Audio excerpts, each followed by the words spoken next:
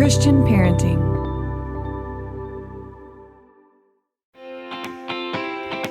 Welcome to the Called to Love podcast, where we discuss all things adoption and foster care and dive into the practical, the clinical, and most importantly, the biblical perspectives to help you and your family thrive. I'm Summer Colbert, adopted mom, director of adoption and foster ministry, and champion for the Arkansas Baptist Children and Family Ministries. Adoption and foster care aren't just a process. They are both unique invitations to go on a journey with the Lord, where you will experience life-changing opportunities to grow in your faith and learn to love in an entirely new way. One thing is for sure, being called to love means you will never be the same. Welcome back, families, to the Called to Love podcast, where, as you know, we discuss all things adoption and foster care from the practical, the clinical, but most importantly, the biblical perspective to encourage you and your family to thrive. And today I am so excited to welcome a very special guest, Tim Wolkiewicz. When, without realizing it, listeners, I am sure that you have seen his work as an artist and an animator on well-known projects for Veggietales and different Disney projects as well. But in the midst of all of that amazing work, Tim and his wife have also been involved with adoption and foster care for over 17 years. They lead an orphan ministry at their local church there in California, and they have adopted 4 children, 2 from foster care. So he has a lot to share with us today, and we're really going to hone into this topic of everyone can do something and understanding God's heart for adoption and foster care. Now, in the midst of all of this, Tim is also the author of a brand new comic book called The Flock, which is written as a beautiful resource for foster and adoptive kids and their families. That's a mouthful, and I'm so excited to have this conversation. Tim, welcome. Thanks for being here. Yeah, thank you for having me, Summer. I appreciate it. Yes, absolutely. So, Tim, as we get started in our conversation today, we have many listeners who are in the beginning stages of saying yes to foster care or adoption, and we've got many others who are years into their journey. But I feel like either way, it's really helpful to hear the stories of others, because sometimes it just gives us a breath of fresh air. It helps to encourage us to either keep going or step into that very scary initial yes. And so let us get to know a little bit more of your story and your family. Share with us about your call to foster care and adoption. Sure. Like most people who get involved in this ministry or this calling from God, it happens in a split second, right? It's usually a long journey. And that was for us too. If I go back a number of years, I tell people I was dating this girl, and it was probably 3 months into our dating relationship, and she turns to me and she goes, "I would like to adopt from China. What do you feel about that?" Right? And I'm like, well, a pretty girl's talking to me. I'm going to agree to whatever she says. Right. Right. So years later, I had to make good on that because I actually married her. Right. And so that's how we started. And that process took a long time. This was back, I got married in 99, and we were young. I think I was like 24. In order to adopt from China, you need to be 30 years old. That was one of the requirements. International adoption is very specific depending on the country you adopt from. Yeah. So as soon as I turned 29 and a half, we filled out the paperwork. And that process took about 3 years before we actually brought our first daughter home. And during that process, we knew we wanted to have more kids and adopt more kids. But China was taking so long, and someone recommended Taiwan, which was just similar culture. So we started that process while we were in the process of adopting from China. Oh, wow. Yeah, it was, do everything at once, right? You just dive right in. Might as well. Right. Yeah. So the process adopt from Taiwan also actually took about 3 years as well. And in the midst of all that, we started going to a support group at our church, who were really talking a lot about foster care and adoption, specifically a lot of foster care at that time. And the leader of that group at that time just said they couldn't do it anymore. They let it for maybe 3 years. And the care pastor who was overseeing everything asked if I would like to do it. And I told him no. And he's the type of guy that doesn't listen to that. And he says, okay, you're going to lead it next month. So, There you I go. jumped right in. And you just, like one of I those love things, that. you just do it. Yep. So during that process of leading the ministry, my wife is like, well, we're trying to encourage people to adopt and to foster kids. Maybe that's something we should look into. And I'm like, that's a great thought. Let's put that on the back burner. And she's like, well, we got a meeting next week we're going to for a foster care agency. So I'm like, all right, we'll check it out. And we're sitting in the meeting, and it's a lot of information, as you know, and a lot of Yeah. your listeners know. And so after the meeting, she's like, what do you think? I'm like, that's a nice thing to consider. Not knowing that my wife already filled out all the paperwork prior to the meeting. So I guess we were doing it, I right? love her already. She makes a decision, and she just does it. I think it's a thing that I've seen throughout the years with foster care and adoption, that it seems like the wife leads a lot of the times, Mm, and for whatever reason it is, and certainly my wife fits that demographic. Um, so then the next part was we went to the next step of the meeting, where of the process of fostering, where they tell you the realities of foster care and yeah. all that goes along with it. And it's really hard. It was really hard for me. And halfway through the meeting, my wife goes, if you can't do this, we can't do this. And then Yeah. it hit me. I'm like, how selfish of me to keep us from doing something that she knows is right. So we Yeah. did the next thing, which was to buy a minivan, right? That's the next logical step. You buy a minivan because you don't know how many kids you're going to have. I love it. Yeah, so then we just dove right into foster care at that point. And we have two adopted girls internationally, and now we have two adopted boys through foster care, which we continue to foster, and started doing respite care now too. So yeah, that's kind of our journey. That's it in a nutshell. There's a lot more, but that's a nutshell. Yeah. I love your story so much. I mean, it just makes me smile from ear to ear. And I think you made so many great points just in sharing your story. You didn't even realize how much you were sharing. But, you talking about there typically is one spouse who gets that initial nudge or that initial calling, and they start bringing it to the other spouse's attention and taking those first steps, and immersing you in all of the paperwork and all of the meetings and all of the different things. And sometimes it can feel frustrating for the spouse who's driven and ready to go, and the other one who's trying to pump the brakes and think practical and process all the information. So I would love for you, because I feel like that represents a lot of our listeners right now. So I want to lean into that for just a second, Tim, Sure. and just ask you what encouragement you might offer for couples who are still really trying to just align as they're taking steps or as they're considering taking next steps. What advice would you have for them? Sure. Yeah, that's an important factor. It's a big factor. Number one, and I'll lean into this a lot, is you have to pray. You have to pray and see where God is leading you. That's the only way you know for sure that you're taking the right steps. Also, I think it's important, especially for couples, and certainly people who are single, they foster and adopt as well. There's several in our support group that do that. But if you're married, it's important to be equally yoked on this concept. You don't want one person to be full steam ahead and the other one be saying no or even apprehensive. Like I said, when I said I don't think I could do this, my wife was very wise and said that if we both can't do this, we can't do this, because it's a big commitment. And also I think it's important to acknowledge that your concerns are real, right? If someone's apprehensive, you really need to lean into that and address those issues. Why are you apprehensive? And don't feel guilty about your apprehension. Some people feel, especially believers, they feel, oh, I'm too selfish. I just feel I can't. It's okay. You Yeah. you want to take your time and really immerse yourself in what this means, because you're bringing another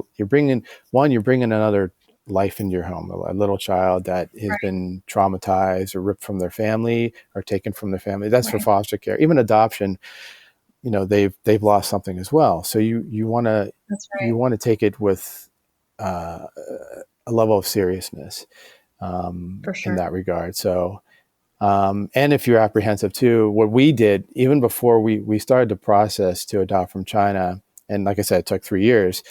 We found a support group immediately to see what this all meant. What does this look like for a family that's gone through it? Which is Yeah. incredibly helpful because it eased a lot of the Yes. tensions that we had in the beginning, not knowing as we're going to be new parents for the first time. So we don't know what we're Yeah. doing. We went to China and we're like, oh, this is great, and they hand us a baby, and we're like, they actually handed us a baby. What do we do now? Now what? That yeah, right, in a foreign country with this little child. Um, but yeah, I think yeah, prayer number one, and then getting connected with others who have done it, and talking through those concerns because, as you know, Yeah. everybody's had those concerns. So that would be Yeah. my initial advice. Yeah. That's great advice. I love that. And I'm thinking through just y'all's story. And I think this is probably reflective of a lot of people. Y'all dove in and you were just doing all the things, right? And you were starting processes, you changed your vehicles. I mean, you were essentially just changing your life completely. And I'm sure you had, or maybe you can speak to this, Tim, Sure. well-intended people in your life basically going, what you doing? Like this is adoption's expensive and foster care is risky. And so, Mm. how do you balance, or what was your experience, you and your wife, with that? Maybe with well intended, loving people in your life speaking caution into you when you knew, like, hey, this is the path God has for us. Yeah, that it was. There was encouragement through our church, which was good. The hardest part was when I told my parents we were going to adopt, and they were like, "That's nice, but don't you want to have your own children?" Yeah. And I had to take a step back because my parents were from a different generation, and Right. they just didn't understand, right? So it was hurt. It hurt me a little bit, but then I was able to explain to them about why we were doing this and the purpose for it. Um, and of course, the great thing was, on as hard as that was, when we brought our daughter home, they were all about her.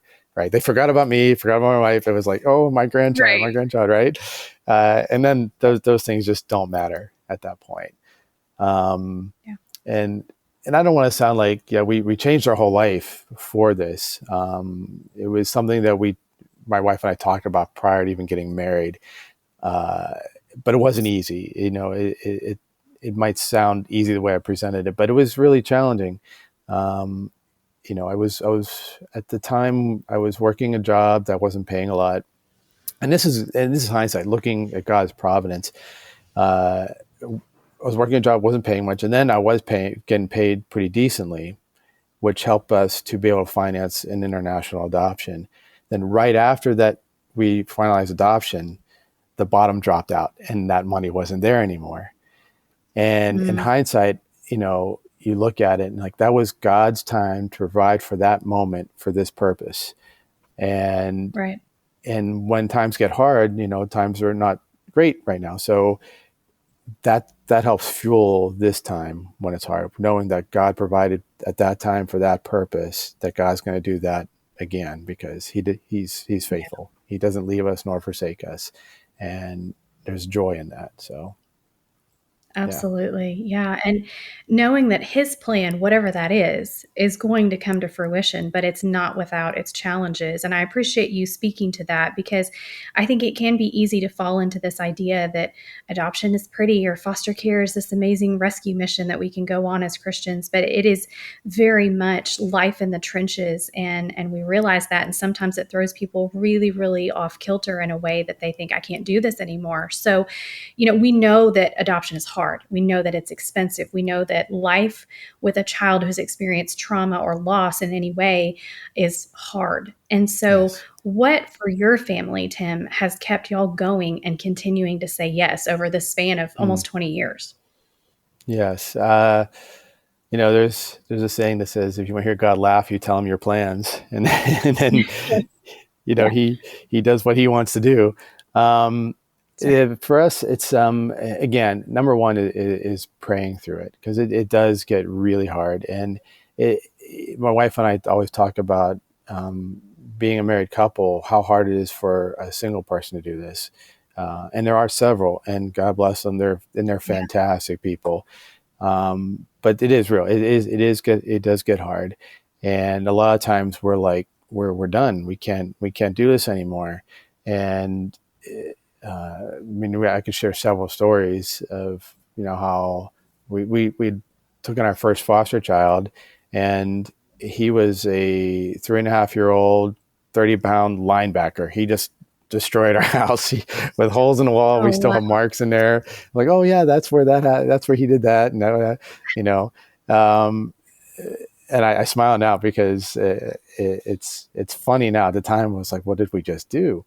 Right. But uh, even to this day, one daughter has pictures of all the children we had in our home, and that's part of the motivation there. It's like, look who we invited into our home, and I wonder where they are today. And you get to pray for them, That's amazing.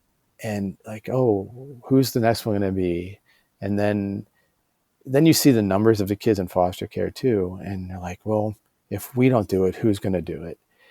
As Yeah. much as we encourage other people. So I don't want that to come across as guilt driven, but it's more like, we're here. I think Vodi Bachman is great for saying this. He's a great person to listen to because he adopted several kids, and I'm going to mess up his quote, so please forgive me, Vodi, if you're listening.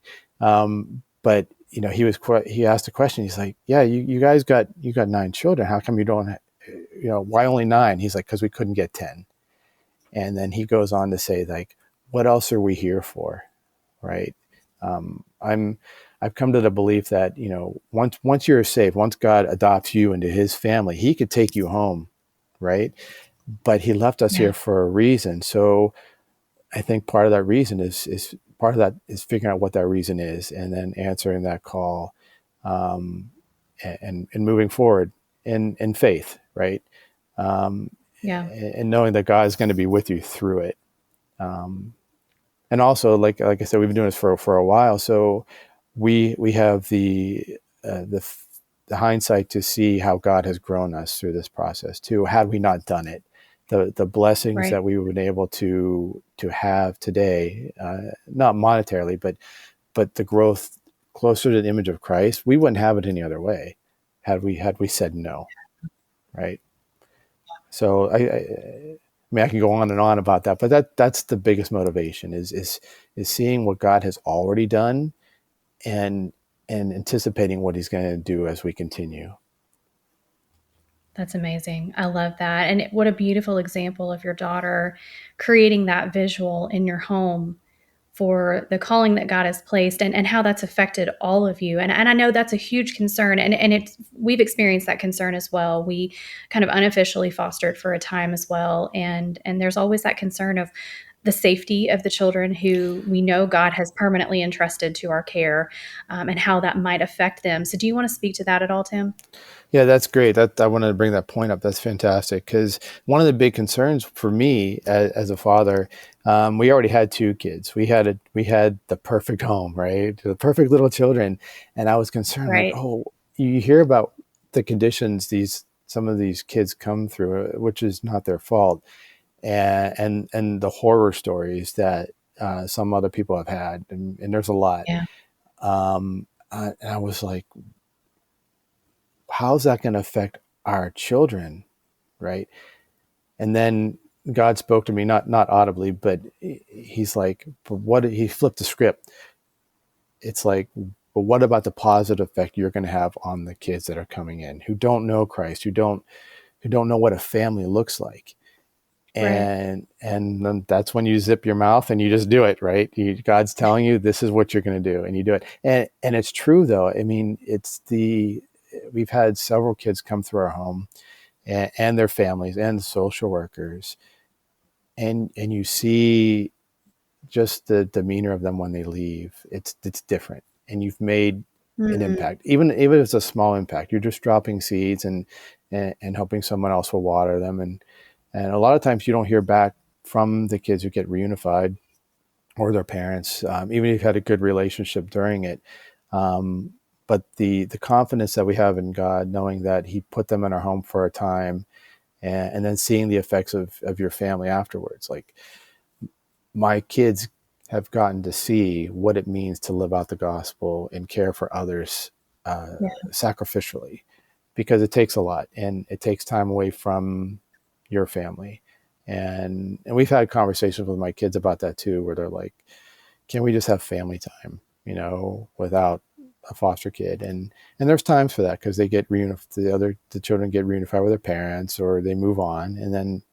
And this is some advice I give to people who have been fostering for a while too, or just starting the process, is that once the child does get reunified, it's important to take a pause and reflect on it, because you want to have the connection with your family, but it's also a traumatic experience for you, because you're pouring all this stuff into a child. You're loving them like your Yeah. own, and then they go away. And Right. and I tell people it's kind of like you're leasing your kids anyway, because you don't know when you're going to go or when God's going to call them home. Your job is to care Right. for them as best you can, keep them safe, and guide them. And hopefully you've done a great job, and they go off and they can be independent and go, right.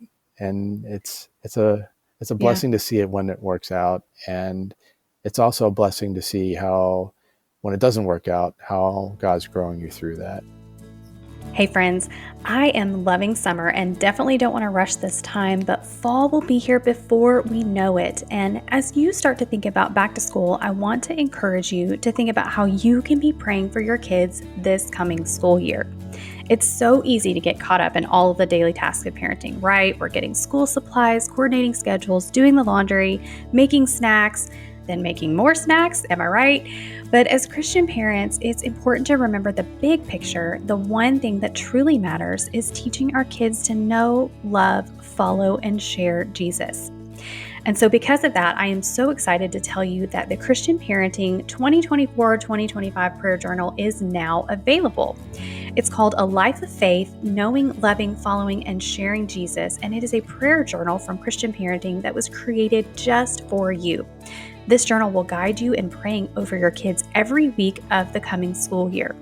Together, we will pray that our children will know Jesus as their Savior, love Him with their hearts, minds, and strength, and follow Him faithfully through their entire lives, and boldly share His good news with others.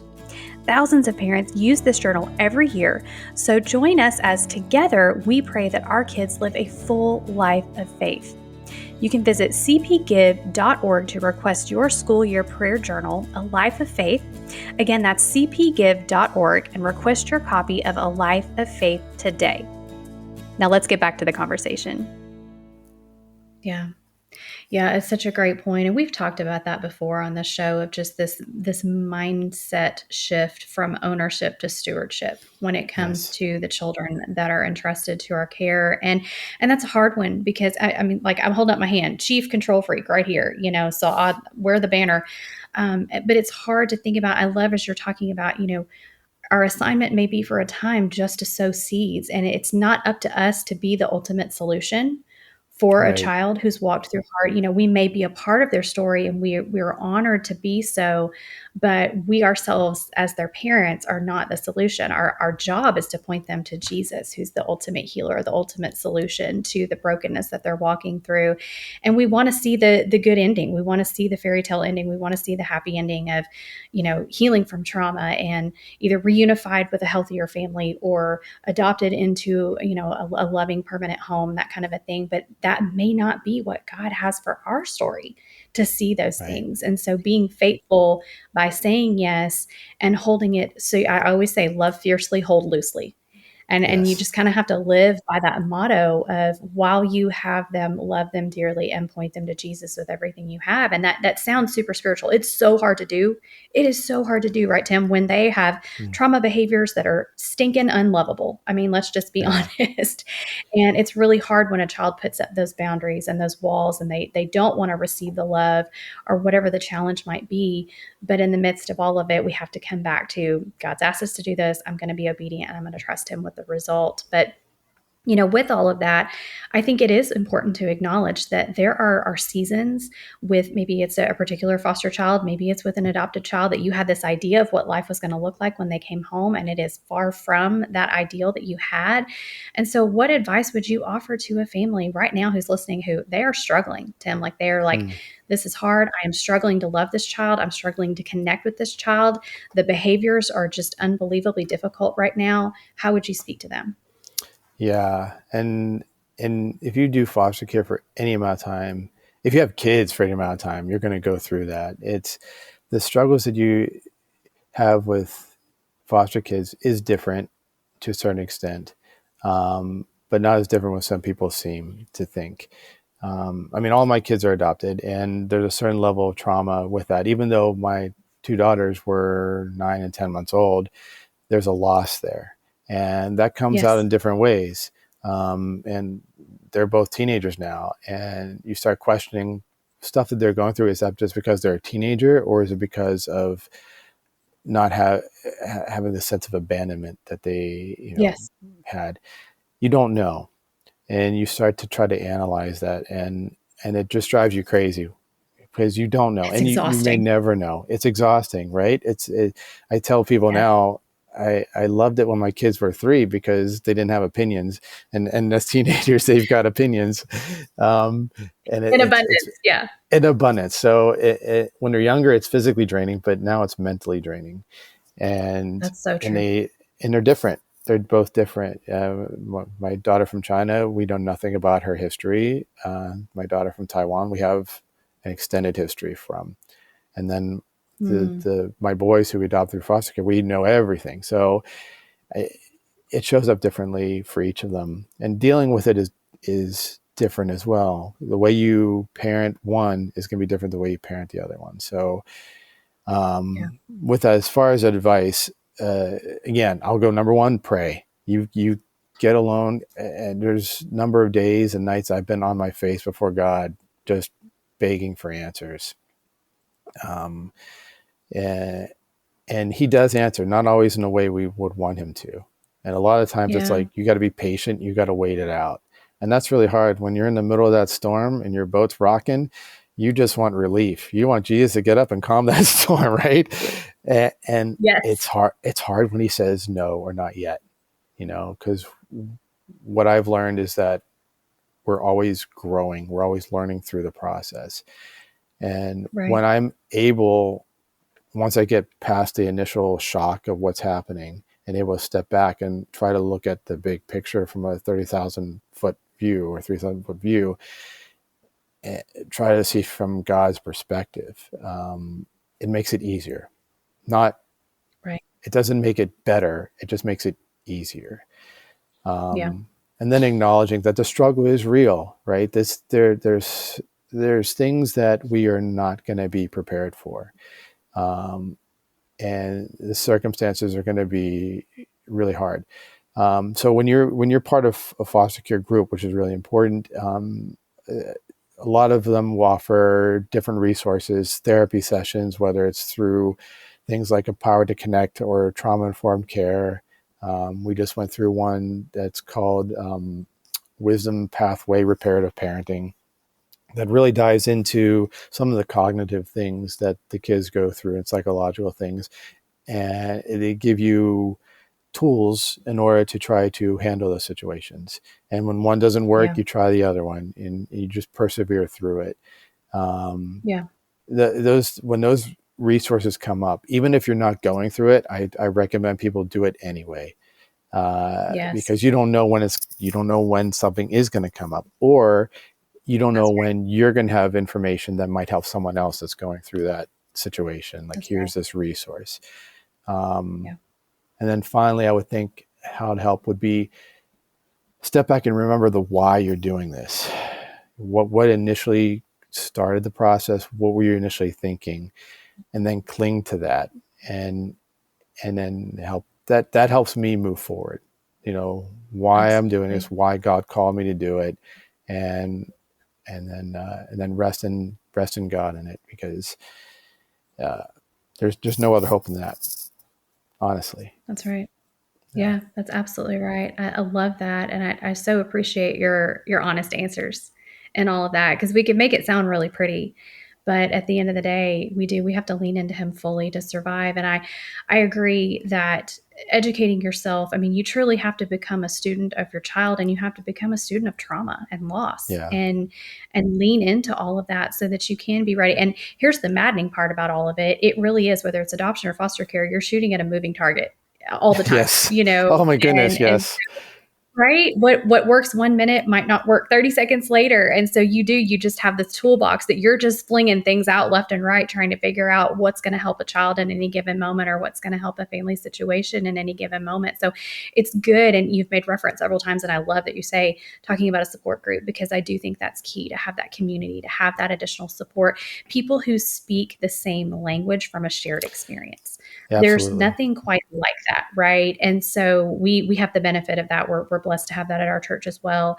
And it's just refreshing, because you can walk through the door, and you feel this release to just be authentic in a safe space, without feeling like you have to put on this pretty face of everything's great and isn't this wonderful, and we're honoring Jesus together by doing this really hard thing. Sometimes it's like, I barely made it in here tonight, and I can hardly Yeah. draw breath because I'm so exhausted.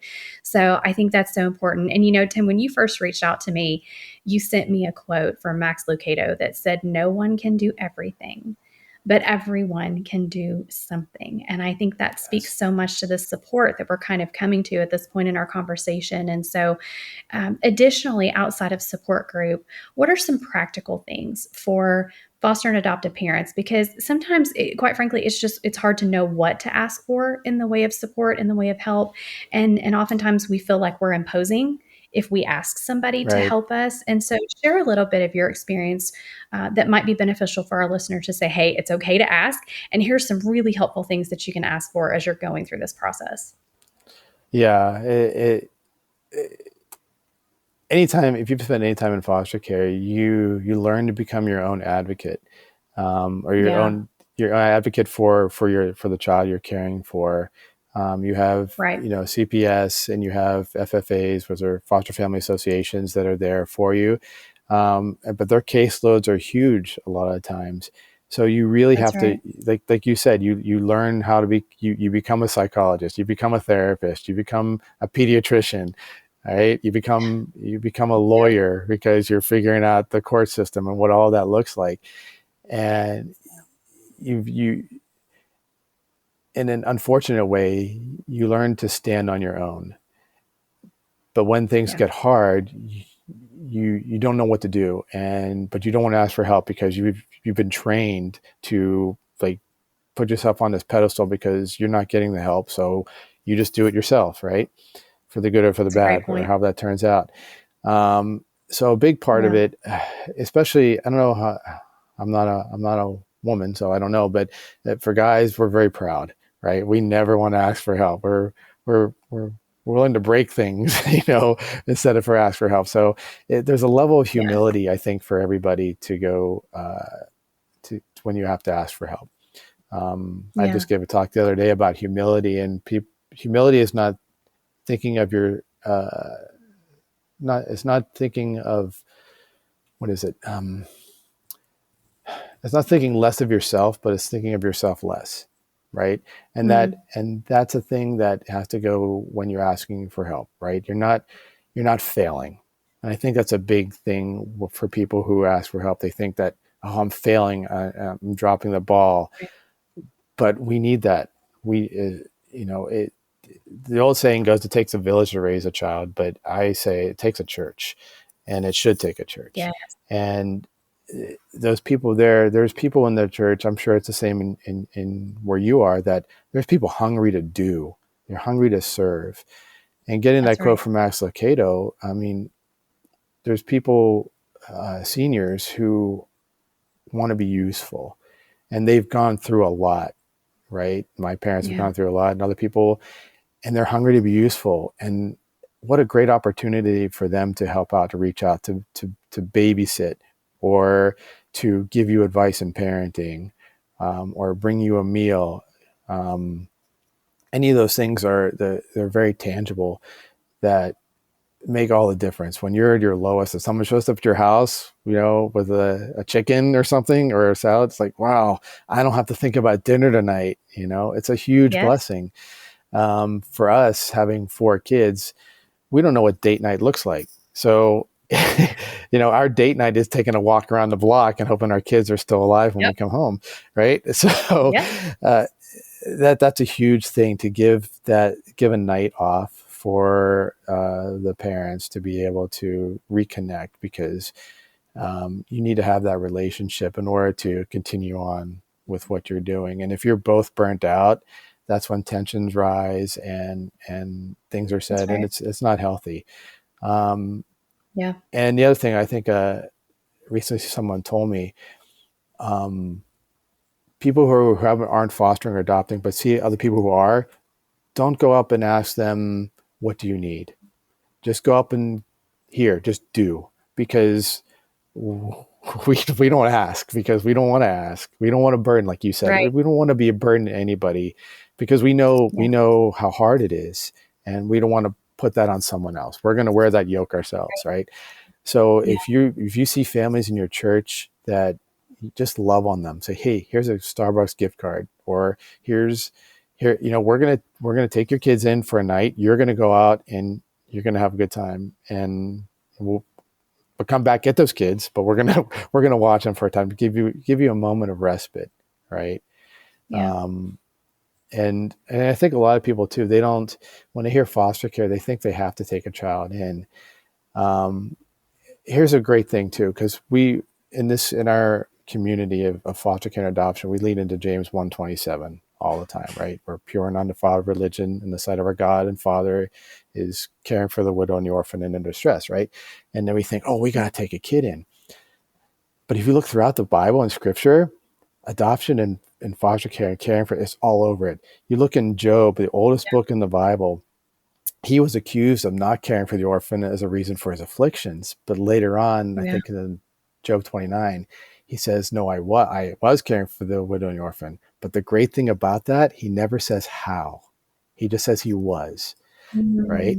Mm. Was he taking in kids? We don't know. Was he helping other people who were taking in kids? Possibly. We don't know. But the thing is, you find out what you can do, and you are answering God's call to care for those in need.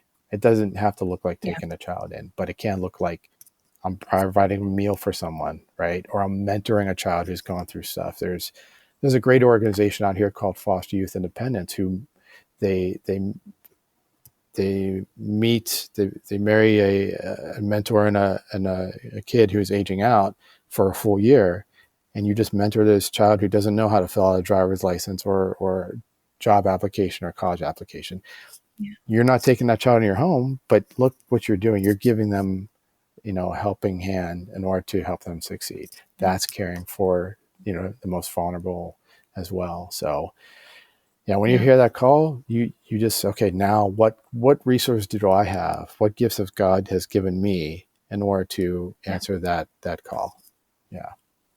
I love that. That's so good. I love every bit of that, and so encouraging. I've witnessed family after family benefiting from just those different things that you're describing, and it seems small maybe to people who are on the outside and they're like, oh well, that's not really going to make much of a difference. They really have no idea what an impact. It Yeah. might have been a horrible day for that foster or adoptive family, and by simply taking the load off of providing that meal for them, it might give them the ability to just exhale a little bit and continue and go on to the next day. And so Right. there is no small contribution when it comes to that. And I think that's so important for us to remember and for us to ask. So when people ask, okay, yes, I receive help, I need it, I'm humbly asking for that. And so those are all really great points, Tim. I appreciate that. Yeah.